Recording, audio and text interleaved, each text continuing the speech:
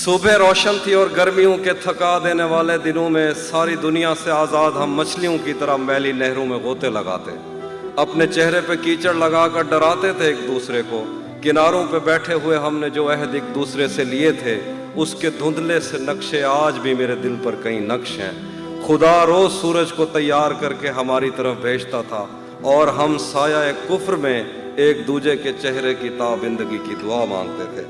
اس کا چہرہ کبھی میری آنکھوں سے اوجھل نہیں ہو سکا۔ اس کا چہرہ اگر میری آنکھوں سے ہٹتا تو میں کائناتوں میں پھیلے ہوئے ان مظاہر کی تفہیم نظموں میں کرتا کہ جن پر بضد ہیں یہ بیمار، جن کو خود اپنی تمناؤں کی آتماؤں نے اتنا ڈرایا کہ ان کو ہوس کے قفس میں محبت کی کرنوں نے چھونے کی کوشش بھی کی تو یہ اس سے پرے ہو گئے۔ ان کے بس میں نہیں کہ یہ محسوس کرتے ایک محبت بھرے ہاتھ کا لمس جس سے انکار کر کر کے ان کے بدن کھردرے ہو گئے،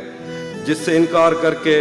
ان کے بدن کھردرے ہو۔ ایک دن جو خدا اور محبت کی ایک قسط کو اگلے دن پر نہیں ٹال سکتے، خدا اور محبت پہ رائے زنی کرتے تھکتے نہیں، اور اس پر بھی یہ چاہتے ہیں کہ میں ان کی مرضی کی نظمیں کہوں جن میں ان کی تشفی کا سامان ہو، آدمی پڑھ کے حیران ہو، جس کو یہ علم کہتے ہیں اس علم کی بات ہو، جس کو یہ علم کہتے ہیں اس علم کی بات ہو۔ فلسفہ، دین، تاریخ، سائنس، سماج، عقیدہ، زبانیں، معاشی مساوات، انسان کے رنگ و عادات و اطوار، ایجاد، تقلید، امن، انتشار، لینن کی عظمت کے قصے، فطری بلاؤں سے اور دیوتاؤں سے جنگ، صلح نامہ لیے تیز رفتار گھوڑوں پہ سہمے سپاہی، نظریہ سماوات میں کانٹ نے کیا کہا اور اس کی جرابوں کی فیتوں کی ڈبیا، کیمیا کے خزانوں کا منہ کھولنے والا بابل کون تھا جس نے پارے کو پتھر میں ڈالا، سمندر کی تسخیر اور اٹلانٹک پہ آبادیاں، مچھلیاں کشتیوں جیسی کیوں ہیں اور رافیل کے ہاتھ پر مٹی کیسے لگی، یہ سوال اور یہ ساری باتیں میرے کس کام کی۔ پچھلے 10 سال سے